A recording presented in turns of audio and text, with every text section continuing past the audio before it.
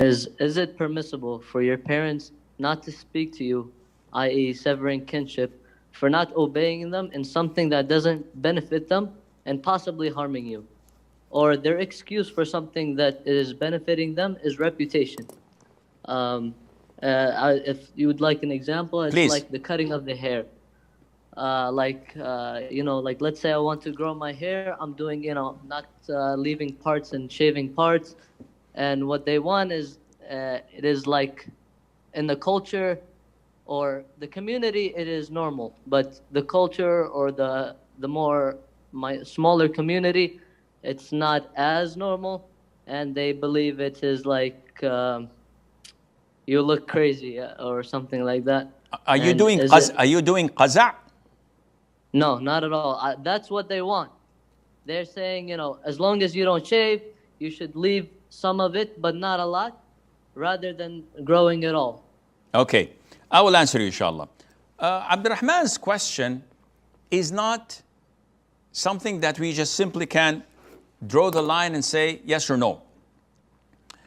Boycotting your children for a legitimate reason is permissible.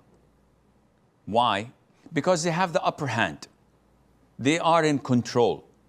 It is our duty to be dutiful to them, respectful and obedient. And if we fail in doing this, maybe not according to what we see, but according to what they see, they are entitled to reprimand us, to punish us through not speaking to us. And they wouldn't be cutting or severing the ties of kinship because they're doing it for a legitimate reason. And the Sunnah is filled with that. For example, Mother Aisha, may Allah be pleased with her, when she boycotted her nephew, Abdullah ibn Zubair ibn al-Awwam. She is his maternal aunt.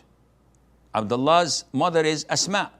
But when he gave her money for her to spend, and she spent it all in seconds over charity, he got outraged because it was a huge amount of money. And he said, if she does not refrain from that, I'm going to put an authority on her expenditure so that she would not have any control over the wealth she has. And this is done with insane people, with people who are senile, or people who don't have control over what they spend. We call them in Arabic as-safih. So when she heard this, she was outraged. My nephew says this about me, and I am the wisest, or one of the wisest women of all times, and most knowledgeable, and I'm the wife of the Prophet ﷺ. I'm his maternal aunt. By Allah, I will not speak to him. So she boycotted him for a legitimate reason.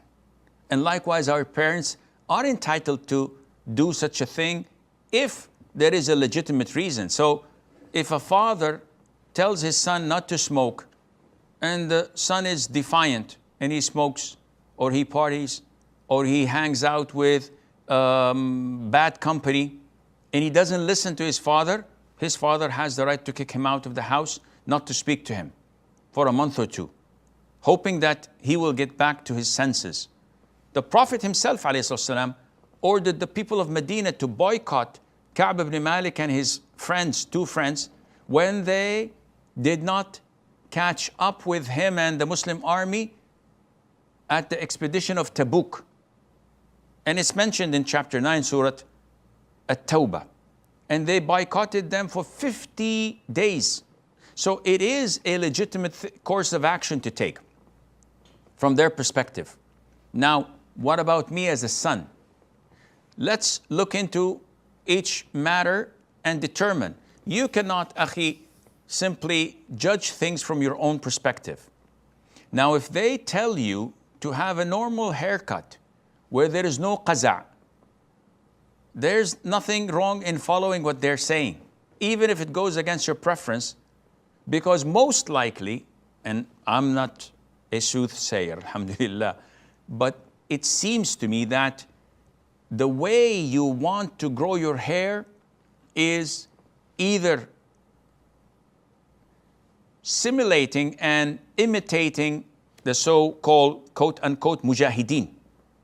So if you look at the typical mujahideen, you'll find that they're wearing a certain head wear or a cap, and they've got their hair so long as if they're hippies or women. Yes, this is an act of bravery in some tribes. There's no doubt about it.